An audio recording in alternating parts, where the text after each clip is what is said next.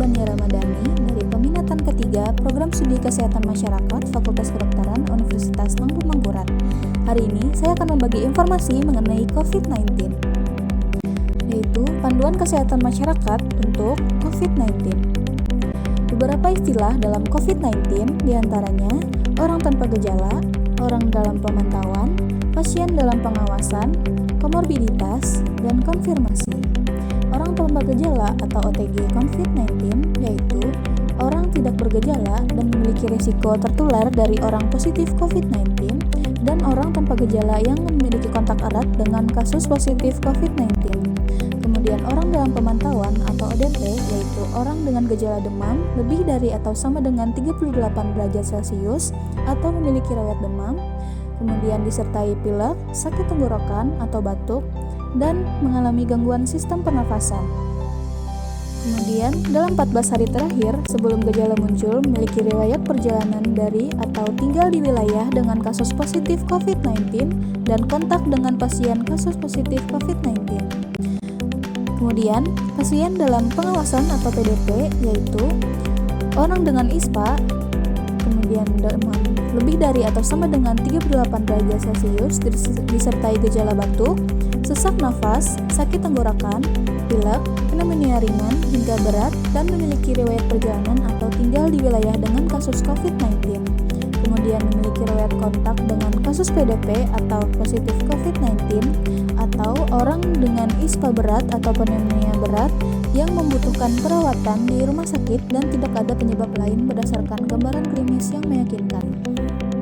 Komorbiditas atau penyakit penyerta yaitu adanya penyakit lain yang dialami selain dari penyakit utama yang terindikasi COVID-19 seperti diabetes, hipertensi, kanker, penyakit paru akut, dan lainnya.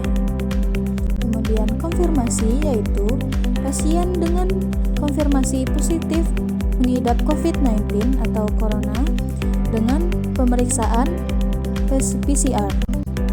Oleh karena itu, penting untuk kita melakukan pencegahan COVID-19 bisa dilakukan dengan level individu yaitu mengupayakan kebersihan personal diri dan rumah dengan melakukan 6 langkah cuci tangan lebih dari 20 detik sesering mungkin, kemudian menghindari menyentuh mata, hidung, mulut ketika tangan belum dibersihkan, dan melakukan etika batuk dan bersin dengan menutup mulut menggunakan tangan bagian dalam.